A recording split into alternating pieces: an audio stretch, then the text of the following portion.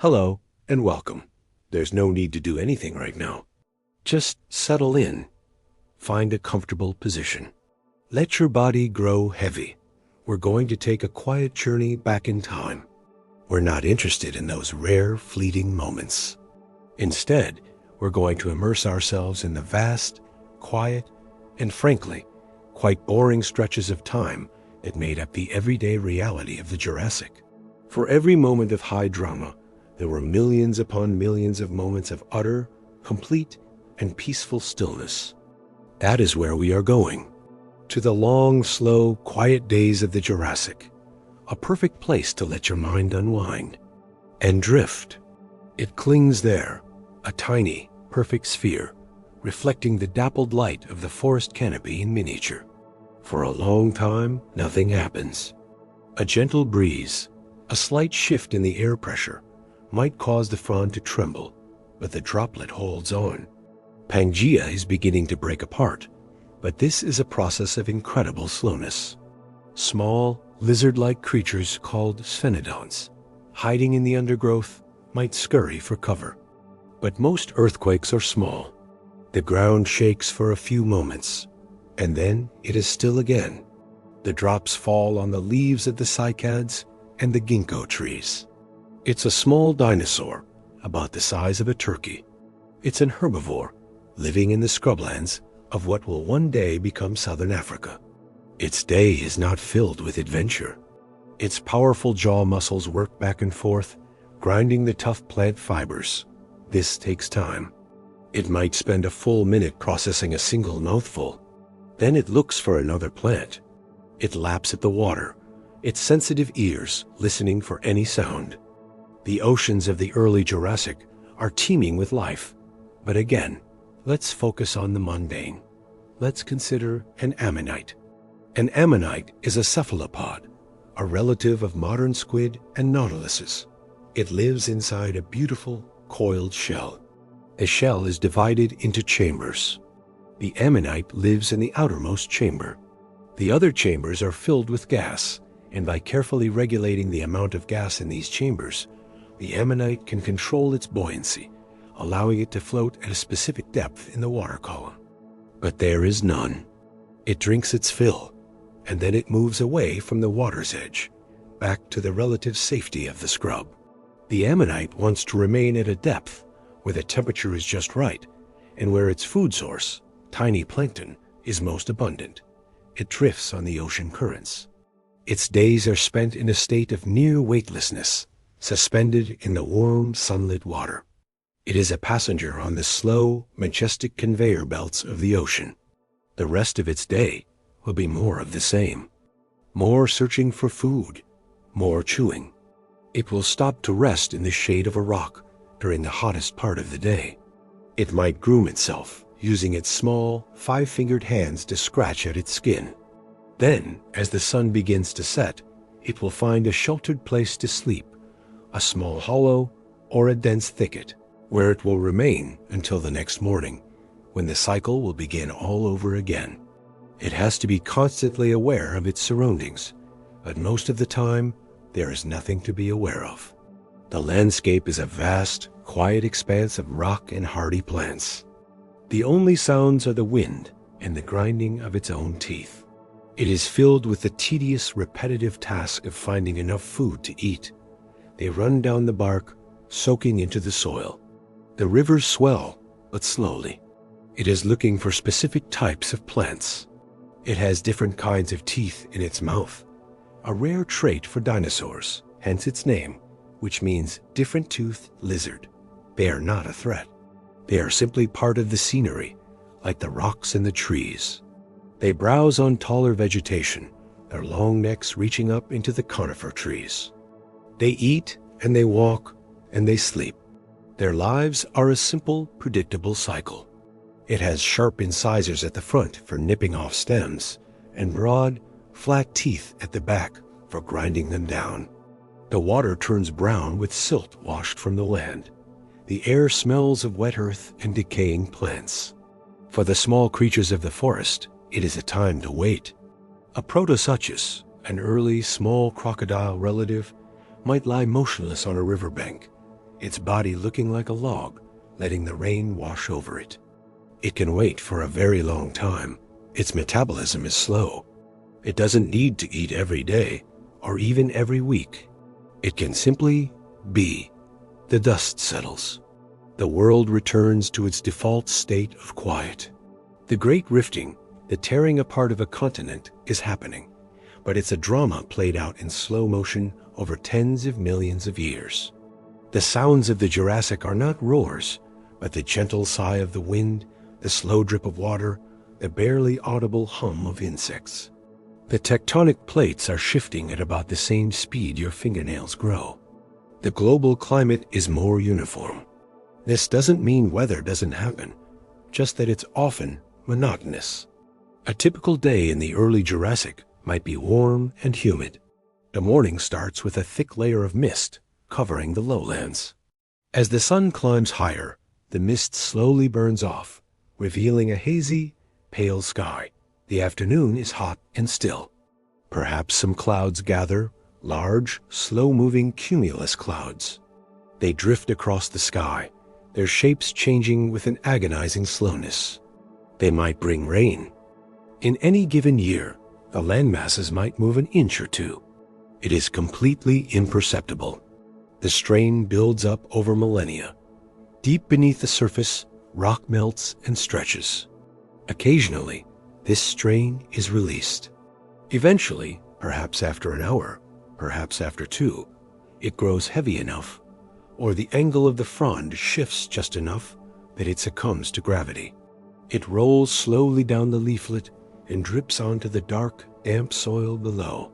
It is a singular, quiet event, and it is the most interesting thing that will happen to this fern all day.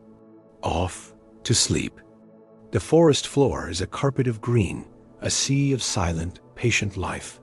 The soil itself is a story of slowness. It is made of decomposed organic matter from countless generations of plants that have lived and died in this very spot. It's mixed with tiny particles of rock, weathered away from distant mountains over thousands, even millions of years. A grain of sand in this soil might have begun its journey as part of a massive granite outcrop, slowly broken down by wind, rain, and the subtle chemical reactions of water.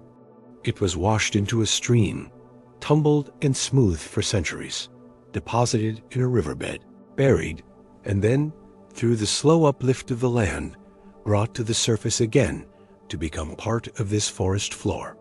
All of this happened in a time so vast it's almost impossible to comprehend. Not to a world of excitement and adventure, but to a world of quiet, deep, and uneventful time. We're going to the Jurassic period, not with a bang, but with a slow, almost imperceptible transition. The world is changing, but it's doing so on a geological timescale, far too slow for any single creature to notice. Forget everything you think you know about this time. Forget the roaring dinosaurs, the thrilling chases, the dramatic battles. Let's begin our journey. The year is approximately 200 million years ago. The Triassic period has just ended. Imagine a single fern. It's a common type of fern, perhaps a glycanites. It's growing on the damp floor of a vast forest. Today, like yesterday, and the day before, it will perform its simple, silent functions. Its fronds, covered in tiny pores called stomata, will open ever so slightly to absorb carbon dioxide from the air.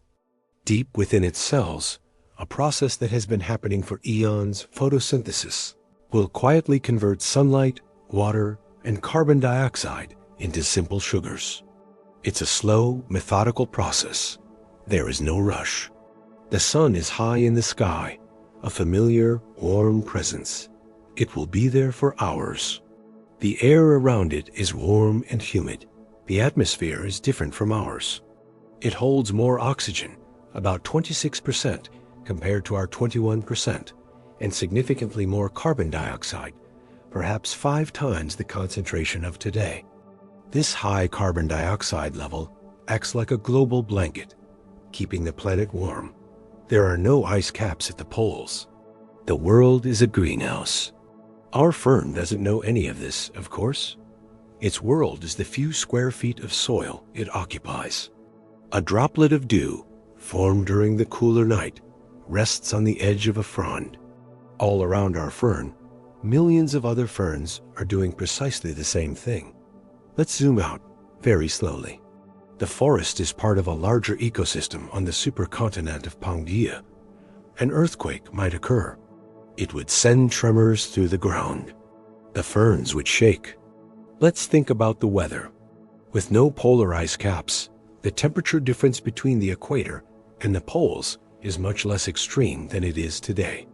A Jurassic rain shower isn't a dramatic thunderstorm. More often, it's a steady, persistent drizzle. It can last for hours, even days.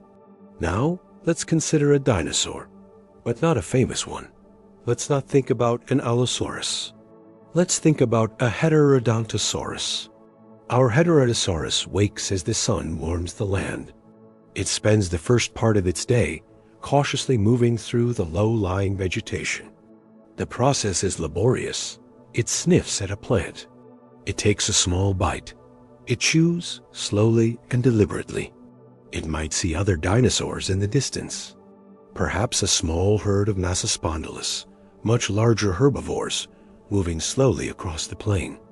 Our Heterodontosaurus needs to drink. It makes its way to a familiar stream. The water is shallow and clear. Let's leave the land and travel to the sea.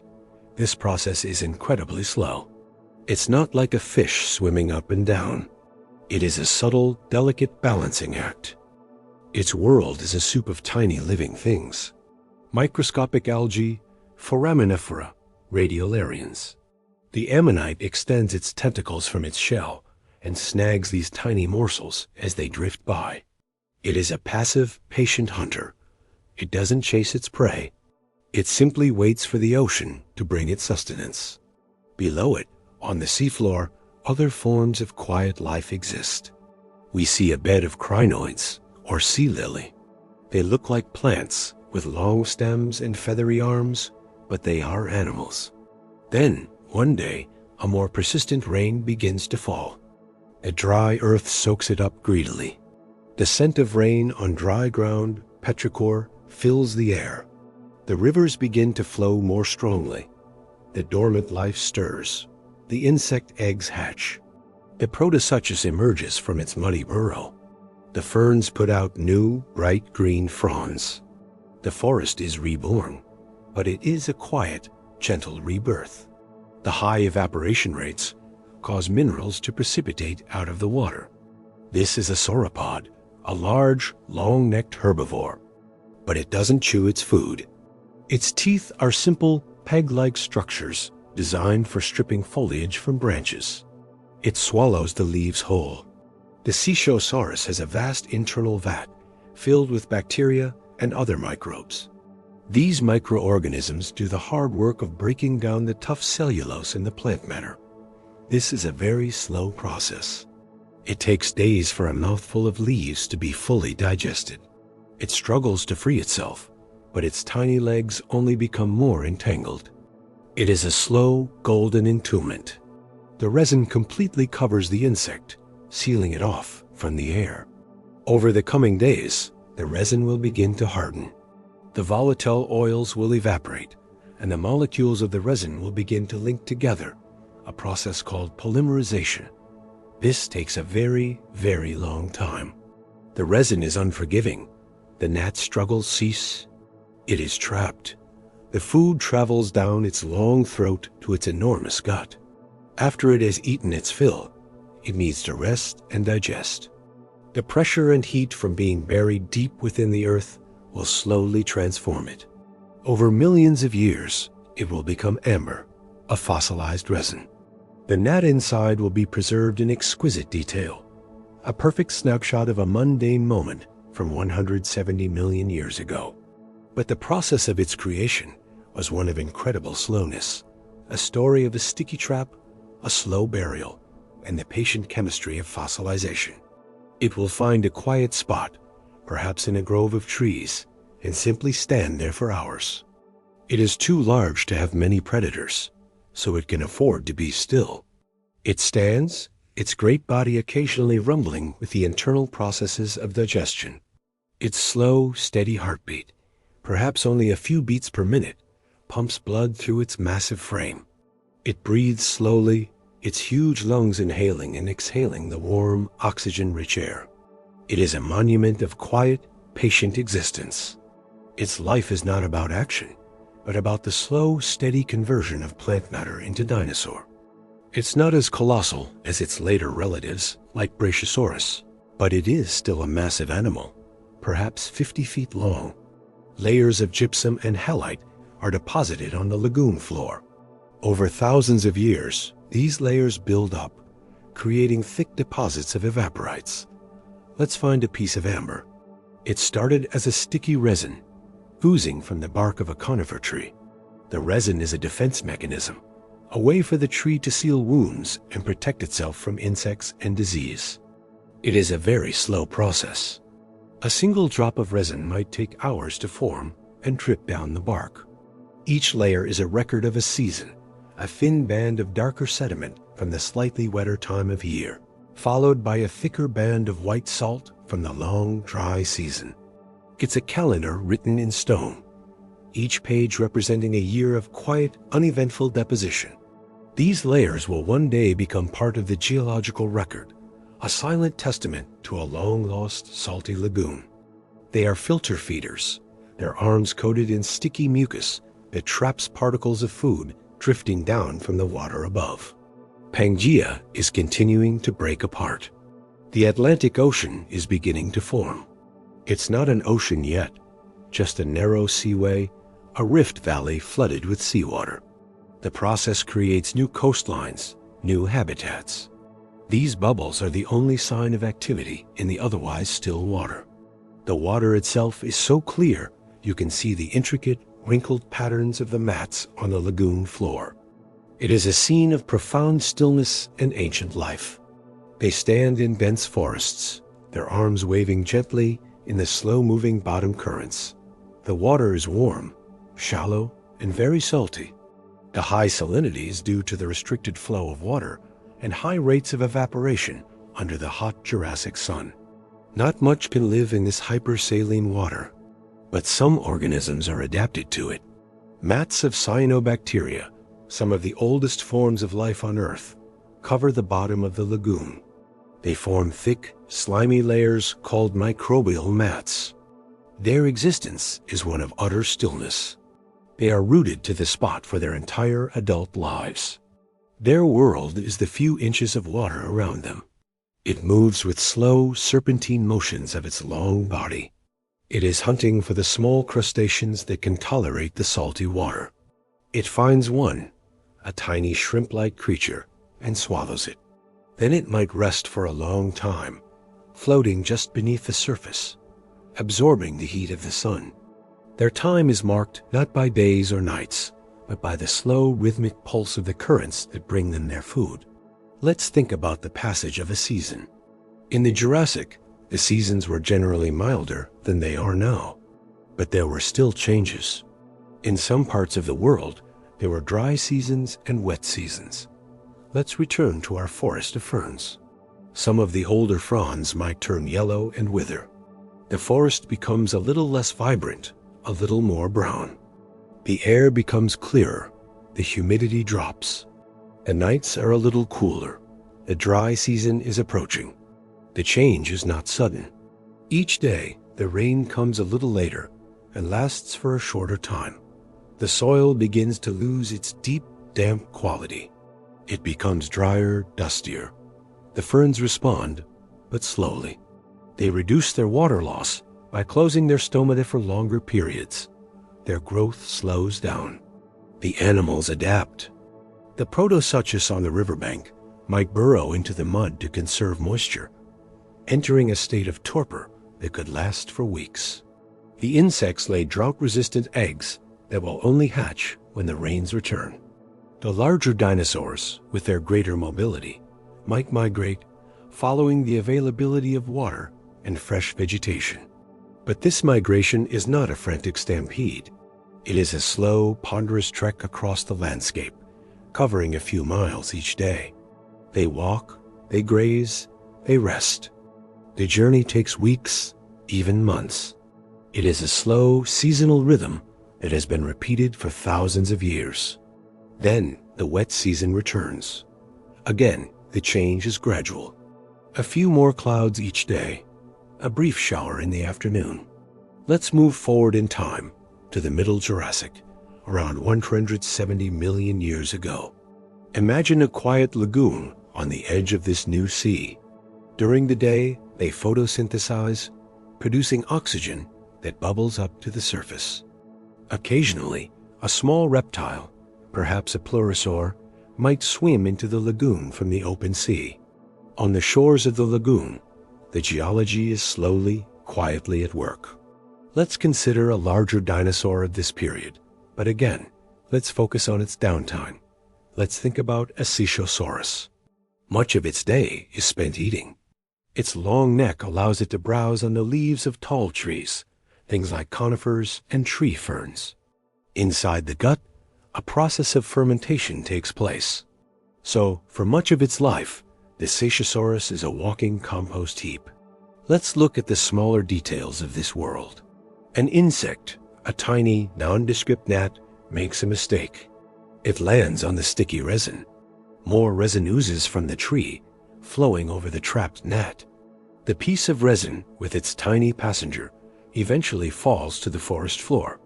It is buried under layers of leaf litter and sediment. Let's move now to the late Jurassic, around 150 million years ago. This is the time of the most famous dinosaurs. The time of Stegosaurus, Brachiosaurus, and Allosaurus. But we are not here for the drama. We are here for the quiet in-between moments. Let's find a Stegosaurus. It is a large, heavily built herbivore, famous for the double row of plates on its back and the spikes on its tail. It is moving slowly through a fern prairie. It is a low browser, feeding on cycads and other low-growing plants. One prominent theory is that they were for thermoregulation. The plates were filled with blood vessels. The Stegosaurus could pump blood into the plates and turn them towards the sun to warm up in the morning. It is cautious, but there is no immediate threat. A Brachiosaurus lays a clutch of eggs, perhaps 20 or 30, in a shallow nest scraped out of the sandy soil. The eggs are roughly spherical, about the size of a grapefruit. The mother does not incubate them in the way a bird does. The sheer size of the mother would crush them. Instead, she might cover them with sand and vegetation. The conifers, the cycads, the ferns, they all reproduce by releasing vast quantities of these tiny particles into the atmosphere. The heat from the sun and from the decay of the vegetation will warm the eggs. When the conditions are right, the right temperature, the right humidity, the cone opens and the pollen is released. It is a game of chance on a massive scale, but a tiny fraction of these pollen grains will, by pure luck, land on a female cycad cone. One of these grains will then grow a pollen tube, a microscopic tunnel that grows slowly towards the ovule. The constellations are different, unfamiliar. The moon rises, casting a pale, silvery light over the landscape. This is a journey of millimeters, but it can take days. In the distance, a river flows slowly towards the sea. The world is quiet. It is at peace. The great dramas of the Jurassic are over for another day. It appears inert, a silent monument to a life concluded. But it is the setting for a drama of immense slowness. Inside the wood, a vast, unseen network is at work. It is a fungus, a web of mycelium. Countless gossamer-thin threads called hyphae have infiltrated the log. They are secreting enzymes, powerful chemicals that ever so slowly dissolve the tough lignin and cellulose of the wood. Molecule by molecule, the log is being deconstructed. This is the process of decay. It is not violent or sudden. It is a patient, methodical recycling. Over decades, this great log will be slowly, quietly returned to the soil, its nutrients offered up to the roots of the very ferns and cycads that grow around it. A mushroom, the fruiting body of this fungus, might appear on the log's surface after a rain. It emerges, swells to its full size, and releases its own cloud of microscopic spores in a matter of days. But the real work, the true life of the fungus, is the vast, silent, and incredibly slow digestion happening in the darkness. Let the feeling of that quiet, moonlit world remain. Let's sink even deeper into the stillness. The night is long. The dramas are few. Let's explore the quietest corners of this ancient world. The long, slow, quiet night has begun. It is a time for rest, a time for digestion, a time for slow, steady growth. It is a time for the world to simply be. If it is successful, fertilization will occur and a seed will begin to form. The seed will then take months or even years to mature. It is a reproductive strategy built on patience and overwhelming numbers. The air is thick with the silent, invisible promise of new life. It is a fine yellow dust. The wind catches it and carries it for miles. An Allosaurus, the top predator of this environment, might be resting in the shade of some distant trees. It has already eaten. It is not hungry. It watches the herbivores at the waterhole with no particular interest. The sun, a familiar hazy orb, begins to sink towards the western horizon. The light softens, turning from a harsh white to a warm golden yellow. The shadows lengthen. The air begins to cool. They use a small egg tooth on the tip of their snout to break through the shell. The herd of Camarasaurus moves into a more sheltered grove of trees. The Stegosaurus finds a dense thicket of ferns to rest in. The smaller dinosaurs have already hidden themselves away. The hatching process is exhausting. A tiny 1-meter-long Brachiosaurus emerges from the shell. It is a miniature version of its parents. Small, shrew-like mammals, like Docodon, emerge from their burrows. They are nocturnal, their large eyes adapted for seeing in low light. They scurry through the leaf litter, their sensitive noses sniffing for insects, vorns, and other small prey. Their world is one of scents and quiet sounds. It is simply digesting its last meal, conserving its energy. A baby Brachiosaurus spends its first days in the dense undergrowth, its mottled skin providing camouflage. Its life is a simple quest for food. It eats insects, soft shoots, and leaves. It grows quickly, but the process is still measured in inches per day. It must eat constantly to fuel this growth. Its days are a monotonous cycle of searching, eating, and hiding. The sun beats down on the quiet scene. The only sounds are the lapping of water and the buzzing of flies. This environment was not a dense jungle. It was a semi-arid plain with long dry seasons and short wet seasons. The rivers were seasonal. In the dry season, they would shrink, leaving behind a series of waterholes. It is a slow, complex process of cell division and differentiation. A heart forms and begins to beat. A skeleton hardens. A brain develops. Or it could stand in a breeze and use the plates to dissipate excess heat during the hot part of the day. Let's think about those plates. For a long time, scientists debated their purpose. Were they for defense? For display? Imagine our Stegosaurus in the cool of the early morning. It stands broadside to the rising sun. It is a patient, silent process. The blood circulates through the plates, gathering warmth, slowly raising the animal's body temperature. It might stand like this for an hour or more. There is no need to rush. The day is long. Once it has warmed up sufficiently, it will begin its daily routine of eating. It will walk a few steps, take a mouthful of ferns, swallow, and repeat, for hours. The world of the late Jurassic is dominated by the Morrison Formation, a vast expanse of sedimentary rock in what is now western North America. These waterholes were centers of life, but they were not always scenes of dramatic conflict. For much of the time, they were places of quiet, temporary truce. A herd of Camarasaurus, another type of sauropod, might gather at a waterhole to drink. They are massive animals, and their presence is a deterrent to predators. They drink slowly, their long necks dipping down to the water. A smaller ornithopod dinosaur, like a Camptosaurus, might wait patiently for the giants to finish before approaching the water's edge itself. Let's consider the life cycle of one of these giants. For weeks, nothing appears to happen. The nest is just a quiet mound of dirt. But inside each egg, a tiny embryo is developing. After many weeks, the baby sauropods are ready to hatch. The hatchlings are on their own from the beginning. Their parents offer no protection. Their world is full of danger, but it is also full of quiet moments. Let's think about the very air itself. The air of the Jurassic is full of things we cannot see. It is full of pollen and spores. A male cycad develops a large cone. This cone is covered in scales, and on the underside of these scales, millions of pollen grains develop. Most of this pollen will go to waste. It will land on the ground, on the water, on the leaves of the wrong kind of plant. Let's end our journey by considering the end of a day. The daytime animals begin to seek shelter for the night. As the light fades, a different set of creatures begins to stir. The sky is now a deep, dark blue, and the first stars are beginning to appear.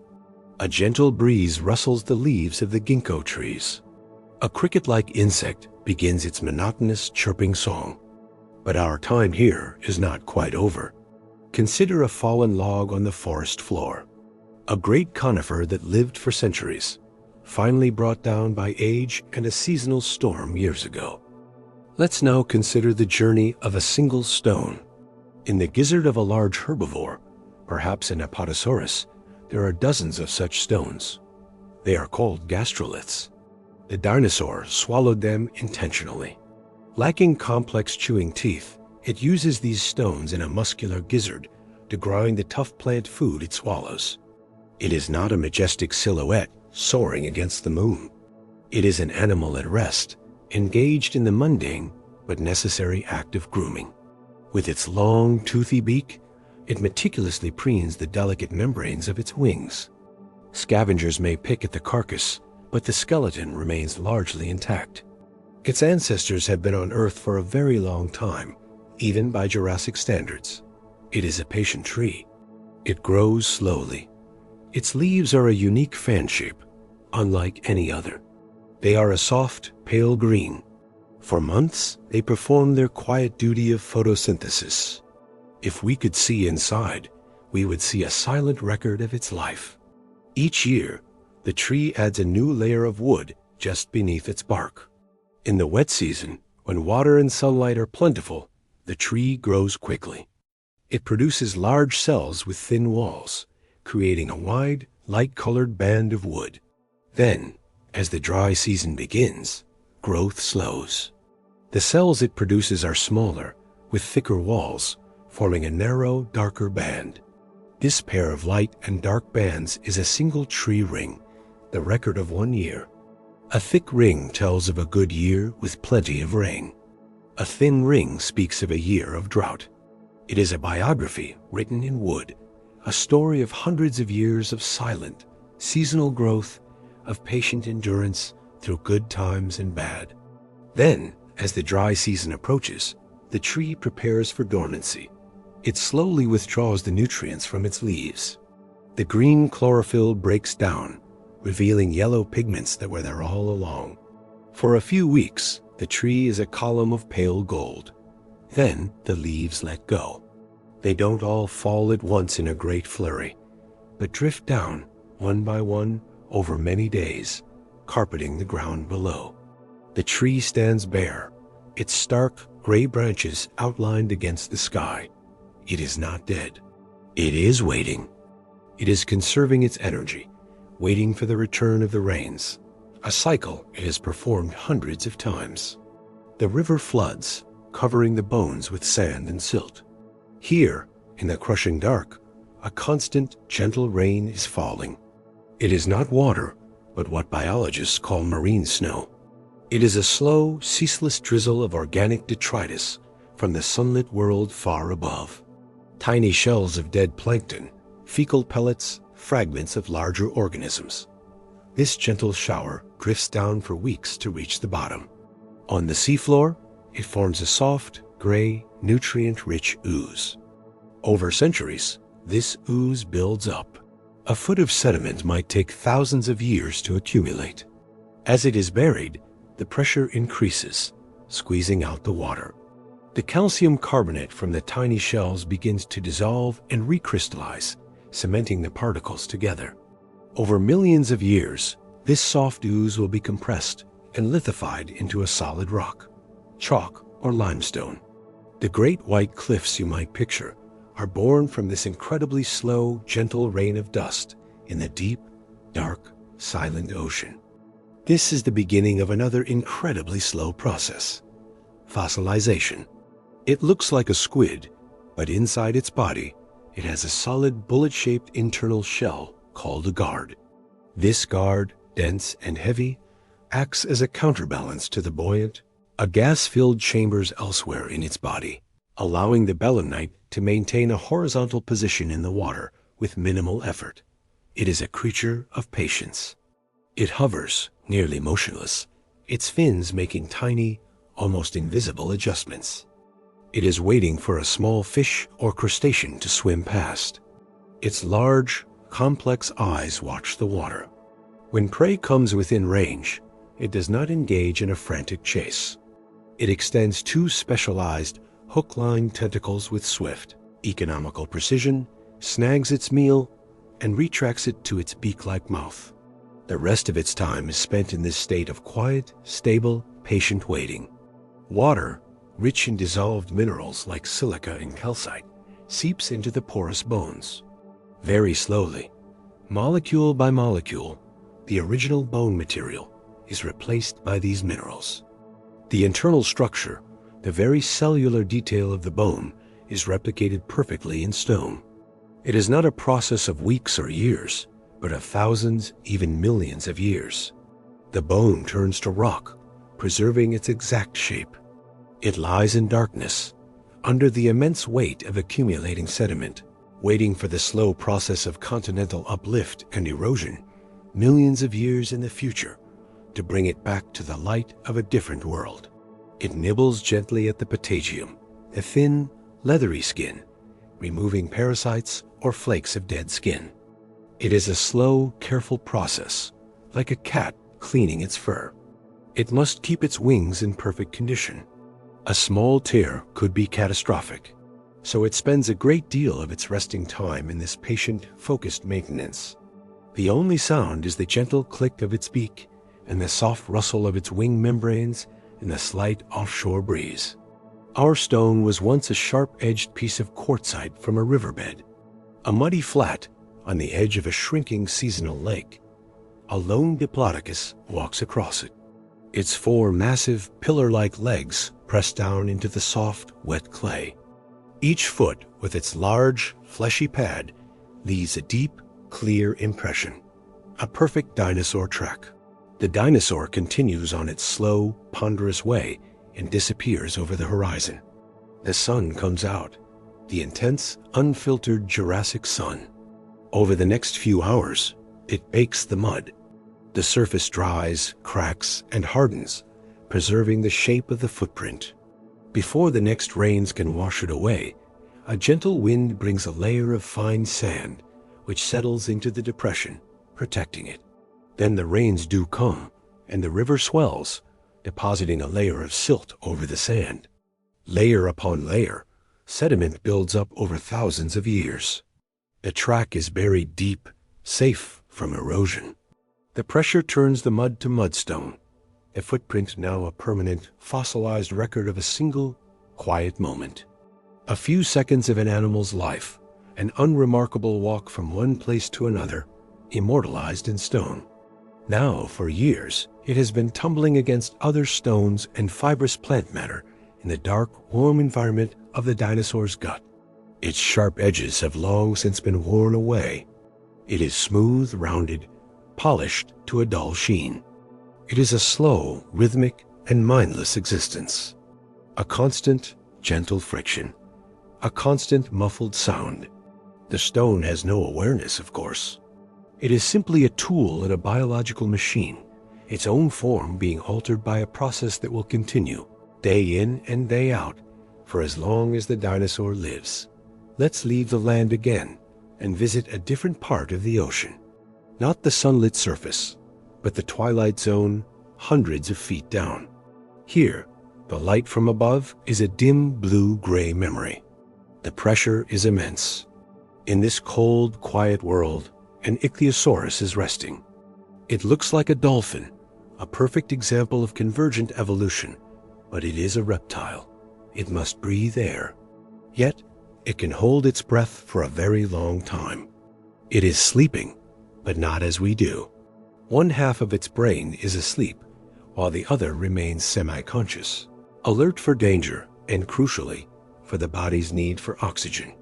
After a long period of rest, a slow, deep, instinctual command is given. Its powerful tail begins to move, not with the speed of a chase, but with a slow, steady, dreamlike beat. The animal rises, a dark shape in the deep blue, ascending through the water column.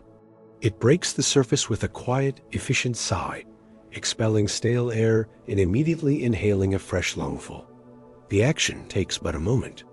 Then it slips back beneath the waves, descending once more to the quiet, cold darkness to continue its rest.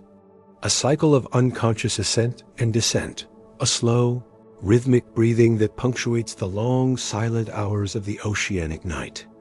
On the coast of the Tethys Sea, on a high cliff face, a pterosaur is roosting. A Rhamphorhynchus with its long, vein-tipped tail. Let's think about the very ground itself and the stories it records. And what of the dinosaur itself? Years later, the old Diplodocus dies. Its massive body comes to rest on a sandy riverbank. Let's look up at a tree. Not a conifer or a fern, but a ginkgo. Let us return to the deep sea, to the vast, flat abyssal plains under the Panthalastic Ocean. In the shallower waters, we find another kind of cephalopod, a belemnite. Let's go back to the forest and look closely at the trunk of a large conifer. Let's find a small, unremarkable lizard resting on a warm rock. Its skin is a dull, dusty color, and it seems to fit loosely. The lizard is preparing to shed. This process, called ecdysis, is not a quick event. For days, a new layer of skin has been growing underneath the old one.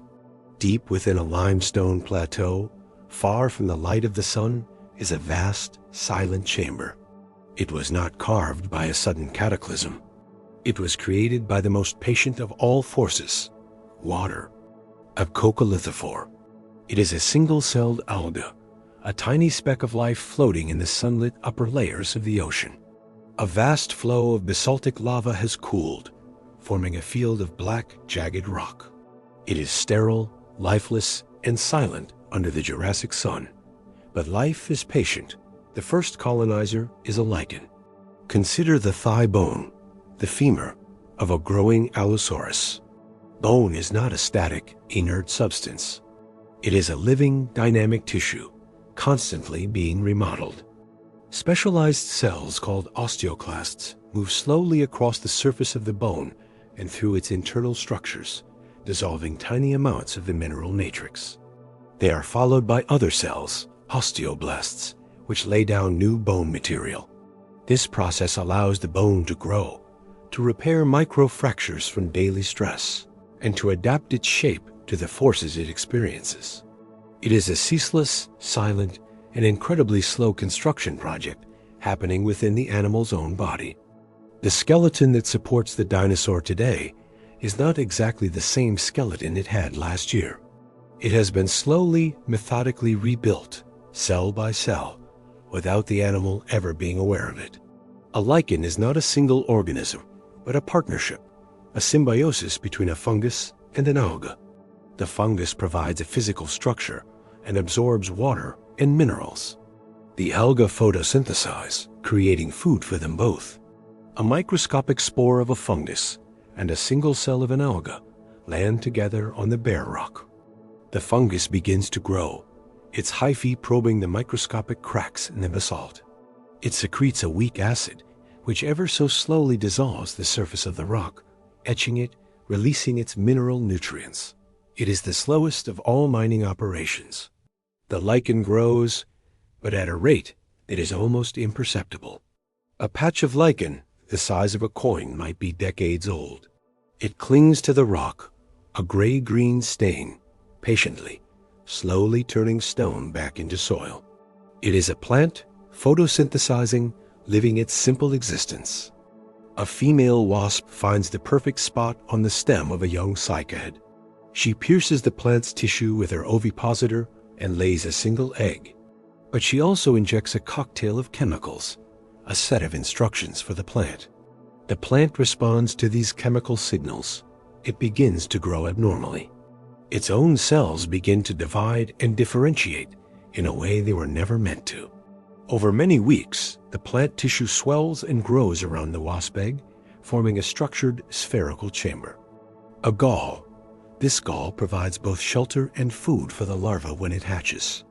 The larva will live inside this custom-built nursery, nibbling on the nutritious inner lining, growing slowly.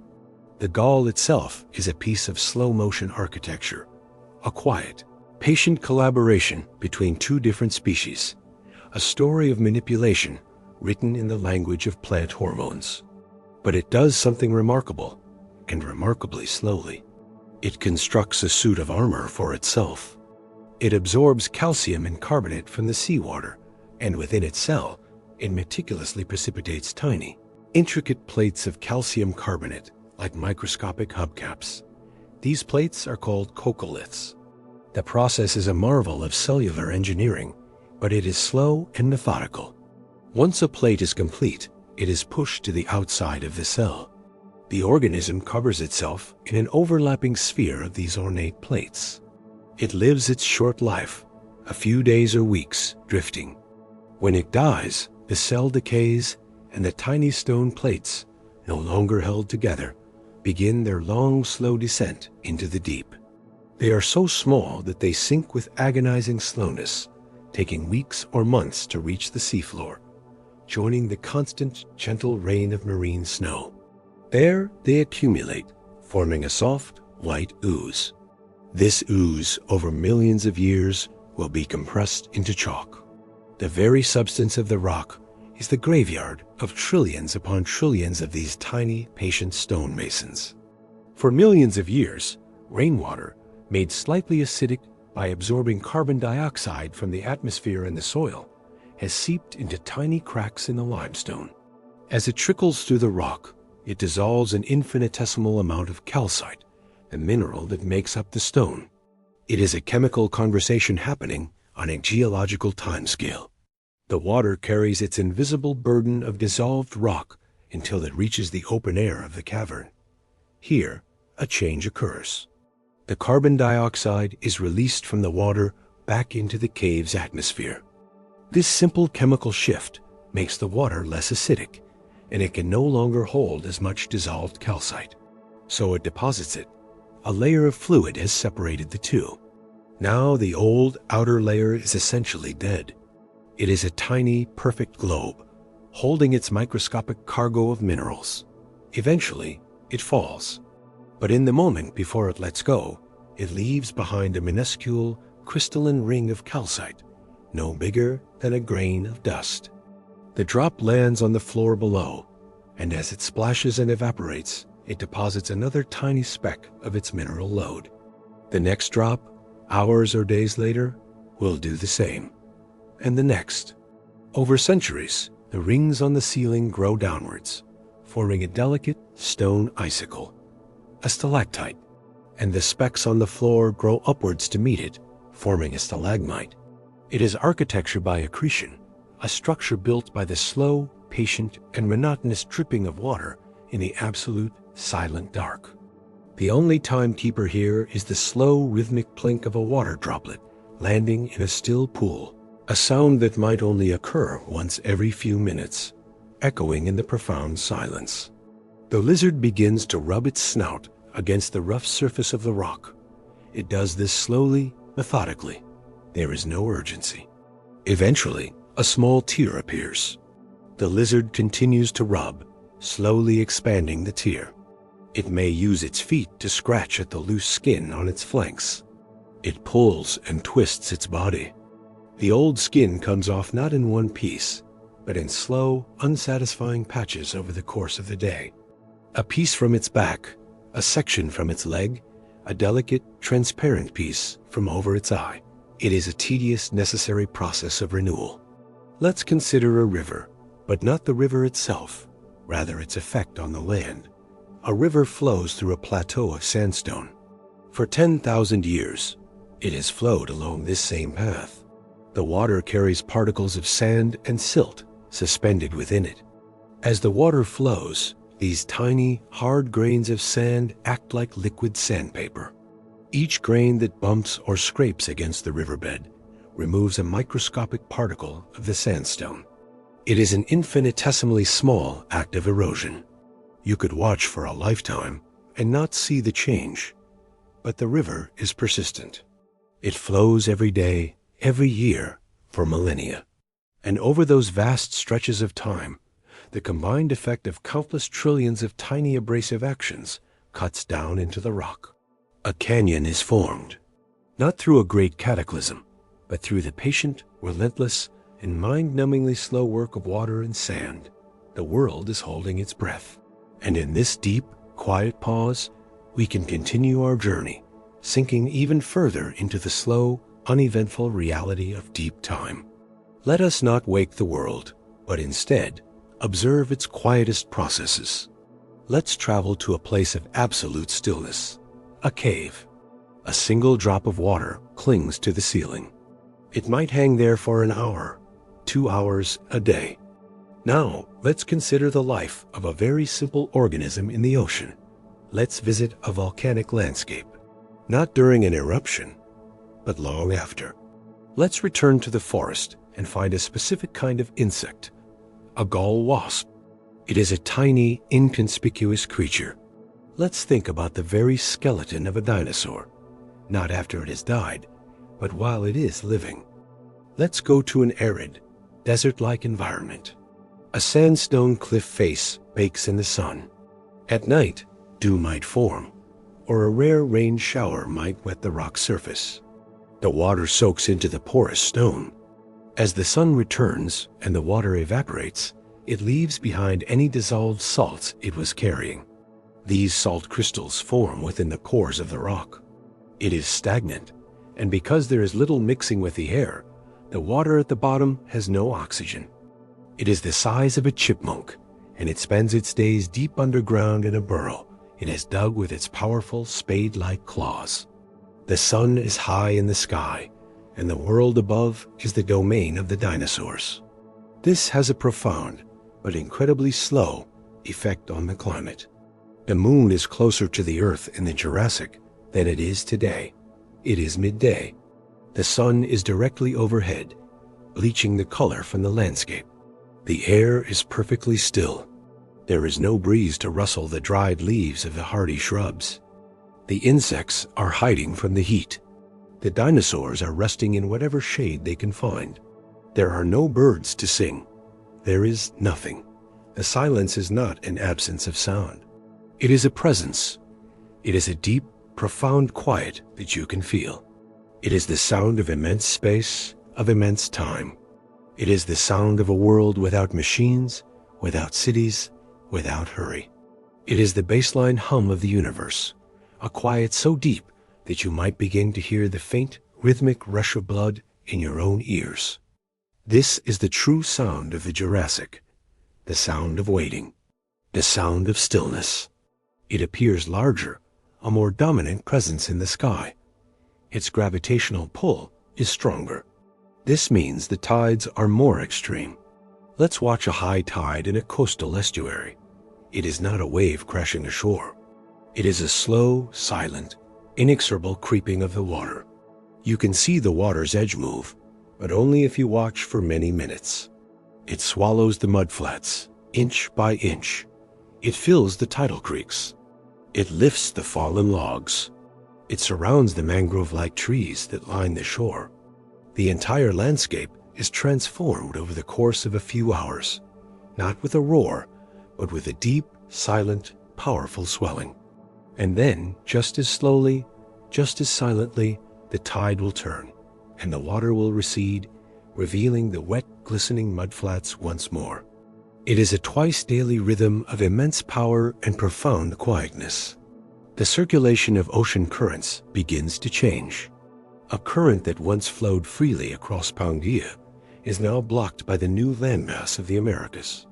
It is deflected northwards. This new current brings warm tropical water to higher latitudes. Over thousands of years, this slowly changes the climate of what will become Europe. It becomes warmer and wetter. The types of plants that can grow there begin to change. The animals that depend on those plants must adapt, or migrate, or face a slow decline. Evolution itself is driven by this slowness. A population of lizards, once continuous, is now separated by a new shallow seaway. Over countless generations, the two isolated populations diverge. Random mutations accumulate. Natural selection favors different traits on each side of the water. After 1 million years, they are no longer the same species. They have been sculpted by the slow, inexorable, and silent process of continental drift. But down here, in the cool, dark earth, it is safe, it is asleep. Its sleep is deep and long. Its tiny body is curled into a ball to conserve heat. Its breathing is slow and shallow. Its heart beats with a quiet, steady rhythm. For hour after hour, it is a portrait of stillness. Its world is the smell of damp earth, the feeling of close, comforting darkness, and the profound silence of the subterranean. It is a life lived in the margins, a quiet, hidden existence waiting for the safety of the night. When plants die and fall into this water, they don't fully decompose. The bacteria that normally break down wood and leaves cannot function without oxygen. So the plant matter just sits there, slowly becoming waterlogged and sinking. It accumulates, layer upon layer, forming a thick, spongy mat. This is peat. The weight of the overlying layers compresses the peat at the bottom, squeezing out the water. The slow heat and pressure begin a process of transformation. Over millions of years, this peat will be slowly cooked and compressed, its organic molecules rearranged, first into lignite or brown coal, and then with more time and pressure into black, bituminous coal. The vast coal seams that power future worlds are being born here, in the silent, anoxic stillness of a Jurassic swamp, through the slow, incomplete decay of countless generations of plants. With each new cycle of wetting and drying, more salt is added, and the crystals grow. The growth of these crystals exerts a slow, inexorable pressure on the surrounding rock grains. It is a subtle, powerful force. It's not a serious injury, but the skin is broken. The process of healing begins immediately, but it is a drama of cellular quietness.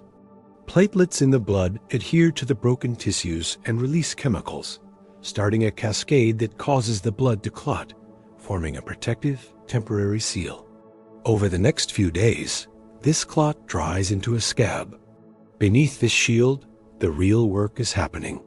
White blood cells, the silent patrols of the immune system, move through the area, cleaning up debris and fighting off any invading bacteria. Fibroblast cells arrive and begin to secrete collagen, creating a scaffold of new connective tissue. Skin cells at the edge of the wound begin to divide and slowly migrate across the scaffold, knitting the gap closed. It is a process of silent, organized, cellular construction that takes weeks to complete. The dinosaur is not aware of these microscopic dramas. It is only aware of a slight itch as the new skin forms. Over years, decades, centuries, this relentless internal pressure, this slow-motion wedging by countless tiny crystals, causes the outer layer of the sandstone to weaken, flake, and crumble into sand. It is weathering by salt, a process of destruction so slow it is invisible to the casual observer, yet powerful enough to wear down mountains. Let's find an early turtle, Proganishles. It cannot pull its head into its shell. It is an ancient model. It is basking on a riverbank, For hours, it does not move. Its metabolism is slow. The sun warms its dark shell, and that warmth slowly permeates its body. Its heart beats a slow, steady rhythm. After a long period of complete stillness, it decides to move. The decision is not impulsive. It slowly, deliberately extends its stout, scaly legs and begins to walk. Its pace is ponderous. It is searching for soft plants near the water's edge. It finds a patch and begins to eat, its toothless, beak-like mouth mashing the vegetation. The shell that protects it has grown with it its entire life. The bony plates of the carapace and plastron have expanded, and the horny scutes that cover them have grown new layers from their base, like a slow-motion eruption of keratin. The growth lines on these scutes are a record of its slow, quiet, well-protected life. Let's go back to the muddy bottom of that seasonal lake. A small fish dies and sinks into the soft, anoxic mud. The lack of oxygen means decay is slow, and scavengers are few. It is quickly buried by more sediment. The water within the sediment is rich with dissolved minerals, perhaps iron carbonate. The dead fish acts as a nucleus. The chemistry of its decaying body creates a small zone where the conditions are just right for those minerals to begin to precipitate out of the water. A thin, hard layer of siderite forms around the fish. Over thousands of years, more and more concentric layers of the mineral are added. The water continues to deliver the raw materials, and the concretion grows, layer by patient layer, like a pearl forming in an oyster. Eventually, it is a hard, dense, spherical or flattened nodule of rock with a perfectly preserved fossil fish at its heart. It is a stone tomb, built by the slow, silent chemistry of the mud. Let's visit a swamp. A vast, quiet wetland, choked with horsetails and giant club mosses. The water is dark, stained brown with tannins from the decaying vegetation. Let's check in on one of the first mammals, a creature like Fruitifossor. Let's imagine a wound. A young Camptosaurus has scraped its flank against a sharp rock. Let us reconsider the drifting continents. The nascent Atlantic Ocean is widening, inch by inch, year by year. Let's look at the night sky again. Let's pause and listen. Listen to the silence. Let's go to the center of a vast, arid floodplain during the middle of a long, dry season. And so we continue to drift on these quiet currents of time. There is no destination, no climax. There is only the slow, unfolding tapestry of a world going about its business. It is not hunting. It is simply resting. Its four large, paddle-like flippers are held out to its sides, still and motionless. Its long, serpentine neck, which accounts for half its body length, is not darting about. For months, perhaps even years, this has been its entire world. Its lungs, while large, would not be enough on their own to move air efficiently down its enormous trachea. Not lava, but a vast cloud of superheated ash and gas, a pyroclastic flow, sweeps through the landscape. The trees are knocked down and buried almost instantly under dozens of feet of hot ash. They do not burn. They are sealed off from oxygen. The burial is so rapid that the logs are perfectly preserved. Then the slowness begins. Groundwater, rich in dissolved silica from the volcanic ash, begins to percolate through the buried logs.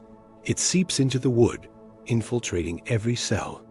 The water is a chemical bath. Very slowly, molecule by molecule, the original organic material of the wood, the cellulose, the lignin, is dissolved and carried away. And in its place, a molecule of silica is deposited. It is a perfect microscopic substitution. This process of permineralization happens over thousands, millions of years. The log is turned to stone.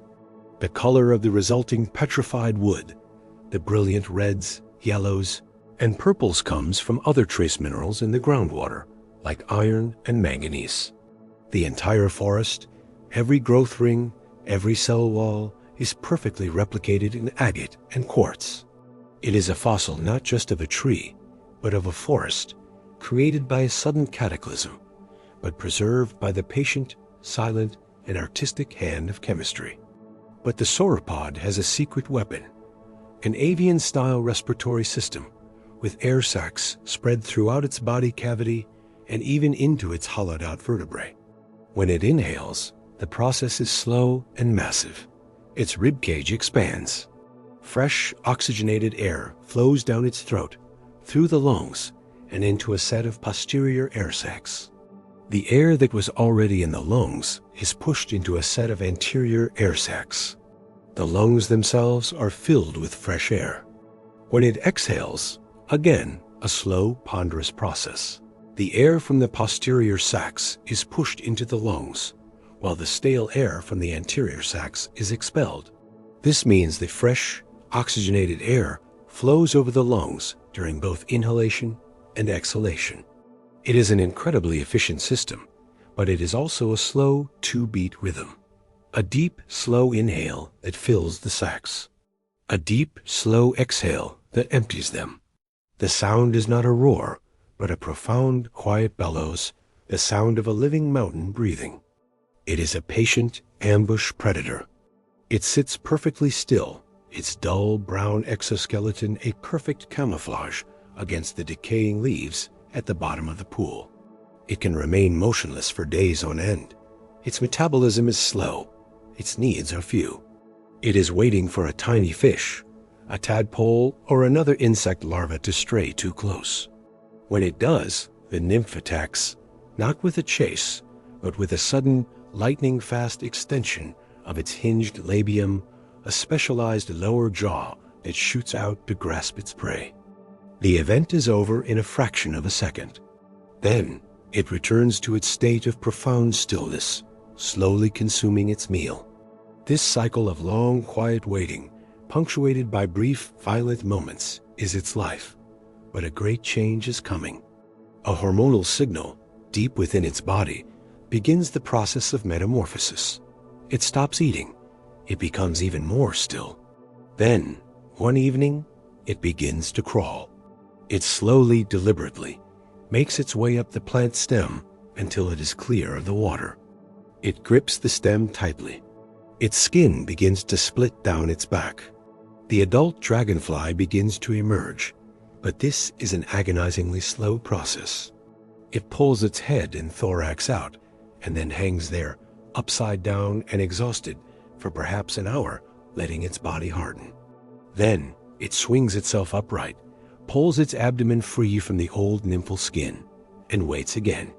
Its wings, which are crumpled, wet, and useless, begin to have fluid pumped into their veins.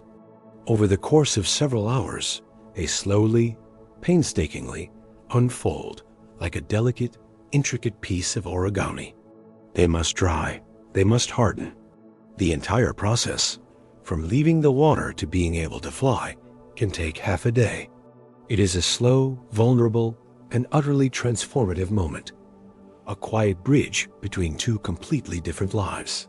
It is held in a gentle, lazy scurve.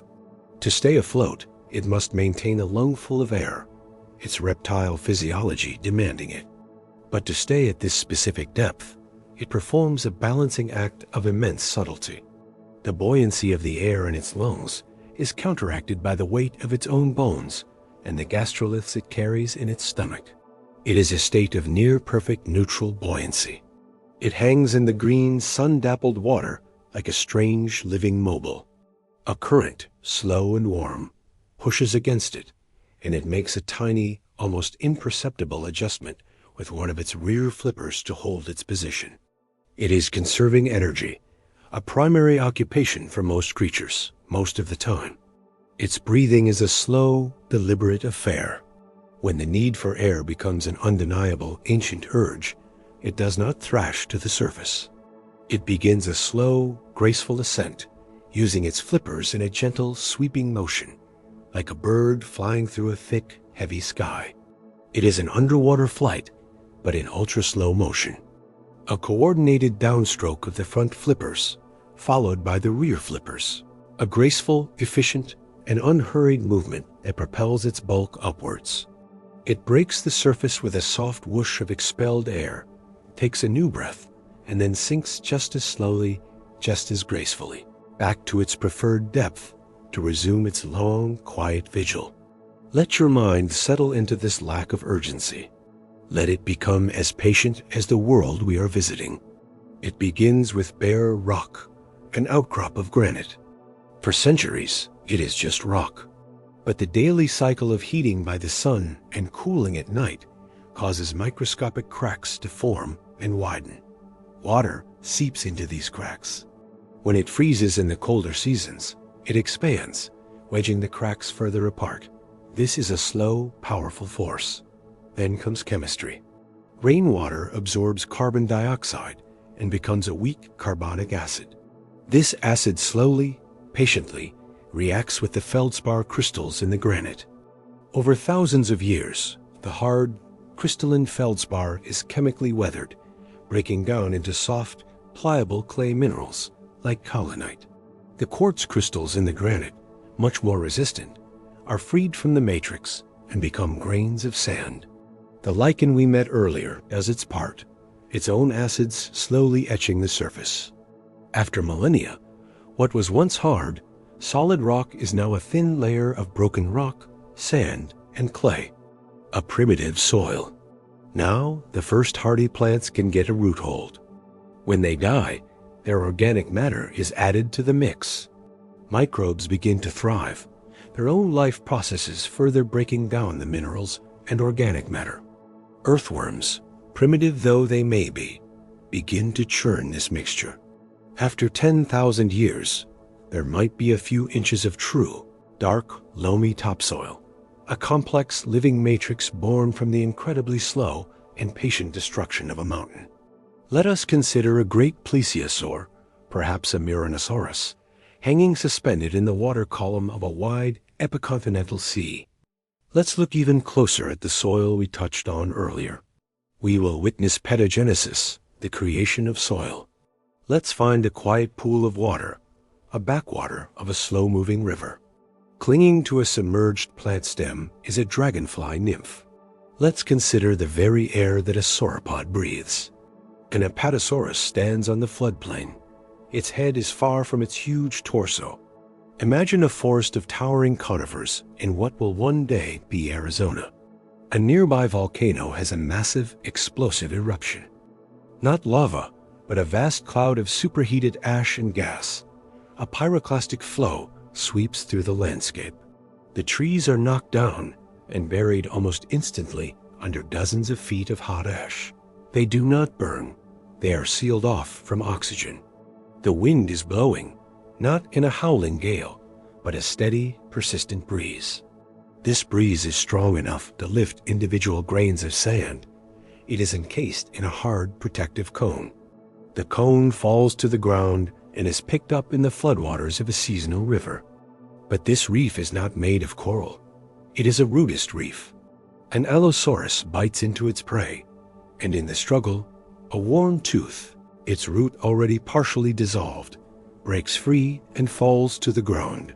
It is a sharp, serrated crescent of enamel and dentin. It lies on the dusty floodplain. The next rain washes it into a shallow gully. It is tumbled with sand and pebbles, its sharp edges slightly softened. It comes to rest in the sediment of a stream bed. It is buried. Here, its journey into stone begins. It is different from the fossilization of a whole skeleton. It is an isolated object. The dark, anoxic mud protects it from decay. Mineral-rich water flows around it. The organic material within the tooth, the pulp, decays and leaves a void. This void is slowly filled by minerals crystallizing out of the groundwater calcite, or pyrite, fool's gold. The enamel, already highly mineralized, remains largely unchanged. The dentin is slowly permineralized, replaced by silica. After 1,000,000 years, it is no longer a tooth. It is a stone replica of a tooth, a single isolated data point, a lost piece of a predator that tells a quiet story of a single forceful bite long ago. Rootists are a type of bivalve, like a clam or an oyster, but they grow in strange, conical, or tubular shapes. One valve is a long, cone-like structure cemented to the seafloor. The other is a smaller, cap-like lid. A dense colony of these rootists forms a reef, a complex three-dimensional structure. Let's watch one. For most of the day, its lid is open just a crack. It is filter-feeding, drawing in a slow current of water, extracting microscopic plankton. There is no visible movement. It is simply a part of the landscape. Its growth is imperceptibly slow.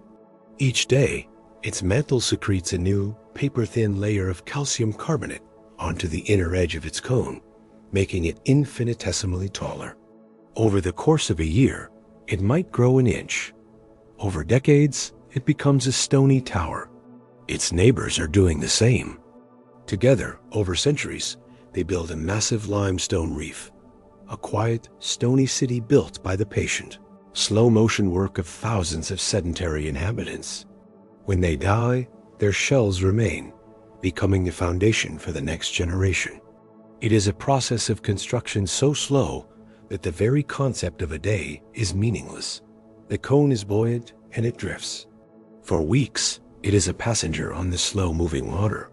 It is carried for hundreds of miles, past herds of drinking dinosaurs, past sleeping crocodiles, through vast, open floodplains.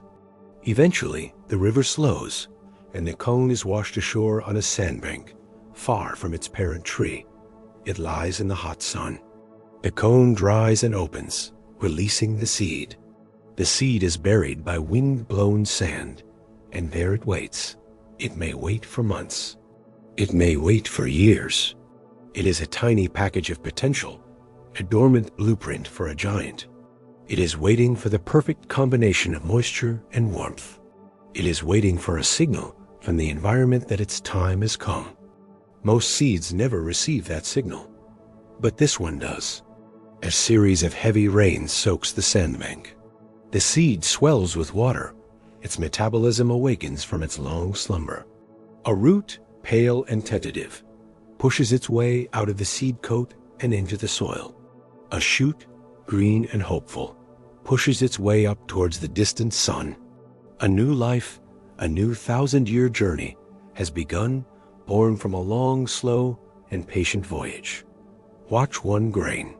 It is picked up by the wind, carried a few feet, and then drops back to the surface.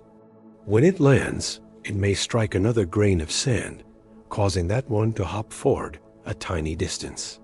This process, called saltation, is how sand moves. Now imagine this happening to trillions of grains at once. The entire surface of the desert is in a state of slow, flowing motion. This is how a sand dune moves. The wind carries sand up the shallow, windward slope. When the sand reaches the crest of the dune, it falls down the steeper leeward slope, the slip face. Grain by grain, the dune is eroded from one side and built up on the other. The entire dune, a mountain of sand that might be hundreds of feet high, is migrating across the desert. But its pace is glacial. It might move only a few yards in an entire year.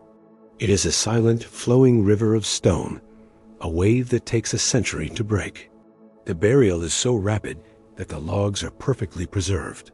Its trunk is thick and gnarled, its bark deeply fissured. It is a living tower. From its perspective, time moves differently. The seasons are like quick breaths. The slow change from a wet period to a drier one, a change that might take a century, is a noticeable shift in mood. The dinosaurs that pass beneath its branches are fleeting visitors. It has provided shade for generations of stegosaurus. It has had its lower branches nibbled by countless sauropods. It has been dusted by the ash of volcanoes that are now long eroded hills. It has felt the ground tremble from earthquakes that have shifted the course of rivers. Its own life is a story of slowness. Its roots have probed the deep soil for centuries. Its wood has been laid down ring by patient ring. It has dropped millions of seeds, most of which have come to nothing. It is a silent, living witness to 1,000 years of the Jurassic world, a quiet constant in a world of slow change.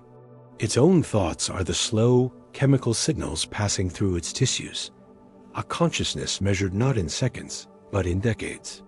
Then the slowness begins. Groundwater, rich in dissolved silica from the volcanic ash, begins to percolate through the buried logs. It seeps into the wood, infiltrating every cell. The water is a chemical bath.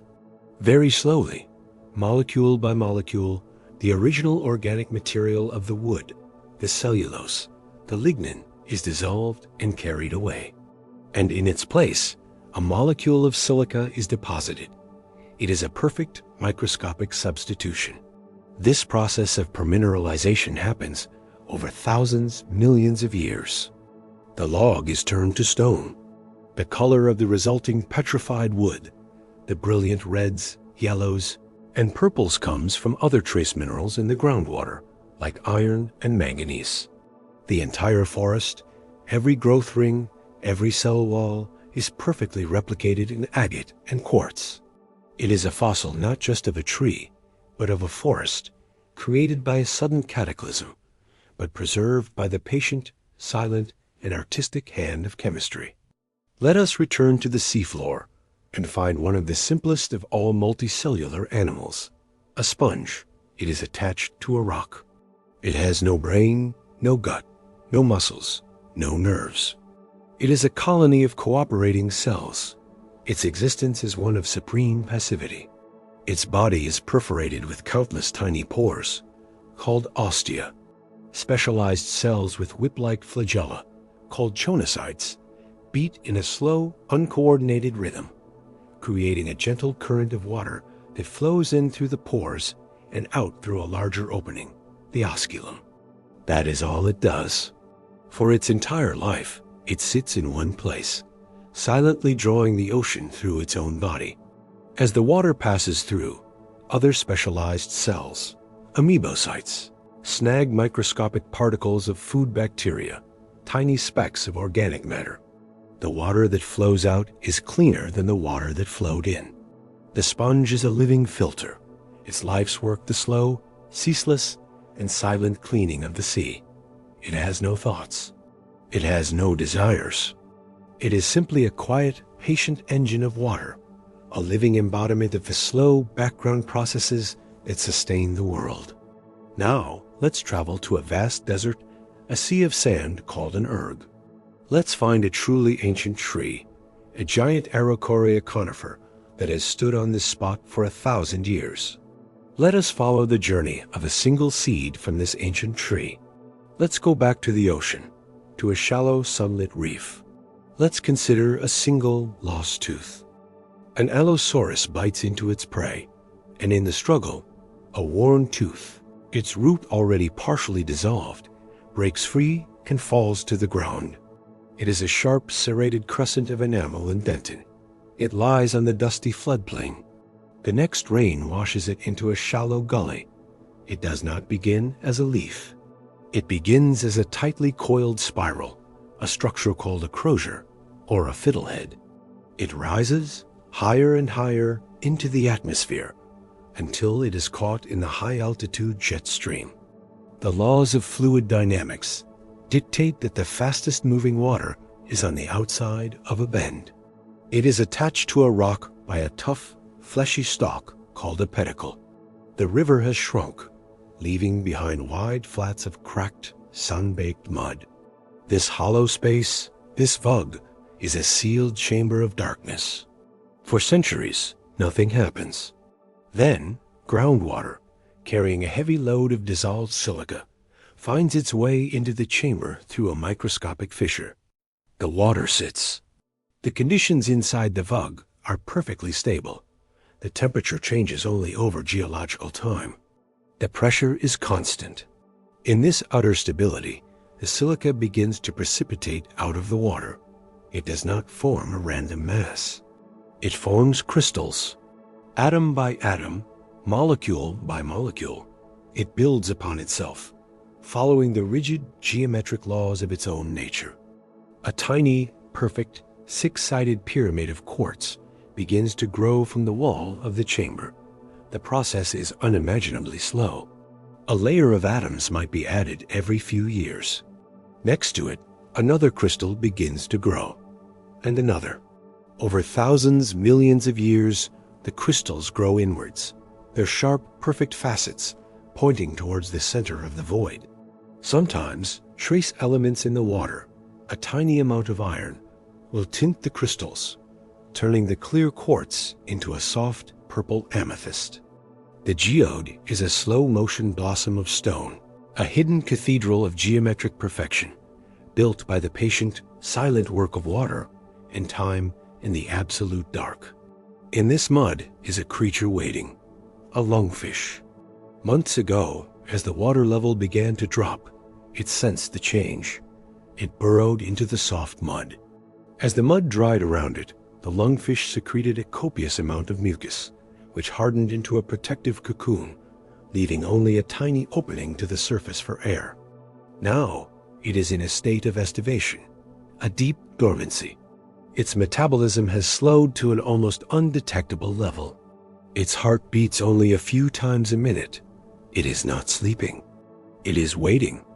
It is a state of profound, patient stillness. Days turn into weeks, weeks into months. The sun bakes the ground above it. Other animals walk over its hidden tomb. The world continues without it. The lungfish is oblivious, locked in a timeless, silent pause.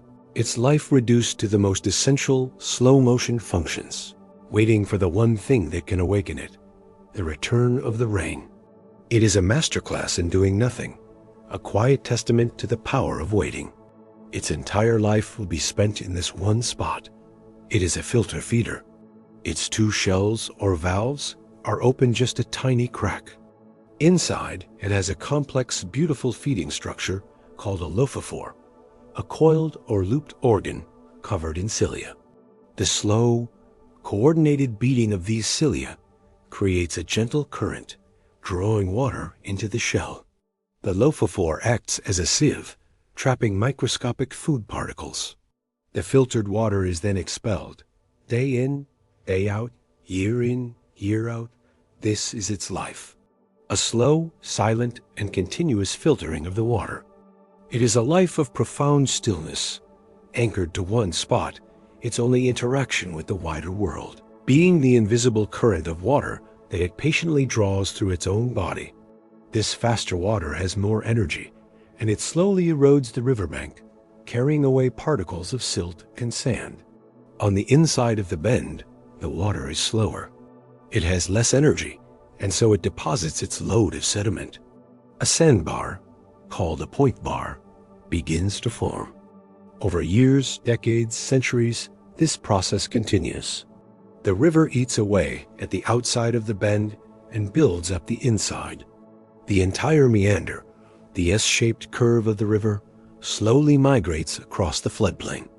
A tree that once stood 100 feet from the river is now, a century later, on the very edge of the bank. Its roots are exposed, and eventually, it falls into the water. A field that was once dry land is now the riverbed. It is a process of constant, slow, and dramatic reshaping of the landscape, but a drama that unfolds too slowly for any single generation of creatures to fully appreciate. For weeks, it is a silent, weightless passenger on the winds of the world. It travels for thousands of miles, over forests it will never touch, over oceans it cannot see. It is a tiny, invisible nomad. Below it, the world turns. Seasons change. Dinosaurs migrate. But the dust particle simply travels, suspended in the thin, cold air. Eventually, its journey ends. It becomes the nucleus for a water droplet in a high, thin cloud. The droplet grows heavy and falls as rain into the vast Panthalassic Ocean. The dust particle has completed its journey from a continent's dry heart to the center of the world's ocean, a slow, silent, and unnoticed transit that connects the land and the sea. It is a perfect, green spiral, covered in fine, silvery hairs. For days, it seems to do nothing. But if you could watch with immense patience, you would see the slowest of all movements. The spiral begins to uncoil. It is not a sudden spring-like action. It is a process of growth. The cells on the outer edge of the curve are dividing and elongating slightly faster than the cells on the inner edge. This tiny differential, repeated in millions of cells, causes the structure to slowly, gracefully straighten. Each day, the spiral is a little more open. The tiny, folded leaflets along its length begin to separate from each other. After a week or more, the frond is fully unfurled, a delicate, lacy structure, perfectly formed. It has achieved its final shape through a process of silent, controlled, and exquisitely slow geometry. It is tumbled with sand and pebbles, its sharp edges slightly softened. It comes to rest in the sediment of a stream bed. It is buried. Here, its journey into stone begins. It is different from the fossilization of a whole skeleton. It is an isolated object. The dark, anoxic mud protects it from decay. Mineral-rich water flows around it. The organic material within the tooth, the pulp, decays and leaves a void. This void is slowly filled by minerals crystallizing out of the groundwater calcite or pyrite, fool's gold. The enamel, already highly mineralized, remains largely unchanged. The dentin is slowly permineralized, replaced by silica. After 1,000,000 years, it is no longer a tooth. It is a stone replica of a tooth, a single isolated data point, a lost piece of a predator that tells a quiet story of a single forceful bite long ago. Let's watch the slow unfurling of a fern frond. Consider the journey of a particle of atmospheric dust. It is a microscopic speck of clay lifted from a dry lake bed in the arid interior of Pangai by a thermal updraft. Let's observe a river meander. A slow-moving river snakes its way across a wide, flat floodplain. Let's find a brachiopod on the seafloor. It looks like a clam, but it is from a completely different phylum of animals. Let's go to a riverbank at the height of the dry season. Let's journey now inside the earth, to a bubble of gas trapped in a flow of cooling volcanic rock millions of years ago. This hollow space, this vug, is a sealed chamber of darkness. For centuries, nothing happens. Then, groundwater, carrying a heavy load of dissolved silica, finds its way into the chamber through a microscopic fissure. The water sits. The conditions inside the vug are perfectly stable. The temperature changes only over geological time. The pressure is constant. In this utter stability, the silica begins to precipitate out of the water. It does not form a random mass. It forms crystals. Atom by atom, molecule by molecule, it builds upon itself, following the rigid geometric laws of its own nature. A tiny, perfect, six-sided pyramid of quartz begins to grow from the wall of the chamber. The process is unimaginably slow. A layer of atoms might be added every few years. Next to it, another crystal begins to grow, and another. Over thousands, millions of years, the crystals grow inwards, their sharp, perfect facets pointing towards the center of the void. Sometimes, trace elements in the water, a tiny amount of iron, will tint the crystals, turning the clear quartz into a soft, purple amethyst. The geode is a slow-motion blossom of stone, a hidden cathedral of geometric perfection, built by the patient, silent work of water and time in the absolute dark. Let's return to our resting Allosaurus. It is dozing in the shade, its great head resting on the ground. It is not asleep, but in a state of quiet alertness. Let's consider its senses, not as tools for hunting, but as passive receivers of the world's quiet information. Its large nostrils are constantly sampling the air. It is not actively sniffing, but the gentle rhythm of its breathing draws in a slow, steady stream of scents. It can smell the dry dust of the plain, the faint, green scent of the distant conifers, the subtle, earthy smell of the nearby waterhole. It can smell the musky scent of the herd of Camarasaurus that passed by an hour ago. The information is not processed as a call to action, but as a slow, ambient awareness of the state of its territory. A background hum of scent. Its ears, too, are taking in the world. They hear the low-frequency rumble of a distant sauropod's footsteps, a vibration felt as much as heard. They hear the faint, high-pitched buzz of insects. They hear the rustle of a small lizard in a nearby bush. These sounds are not threats or opportunities. They are simply the texture of the afternoon, the soundtrack of stillness. The dinosaur rests its powerful brain quietly, slowly processing a world of subtle, boring information, a world defined not by drama, but by the slow, predictable rhythms of a Jurassic day.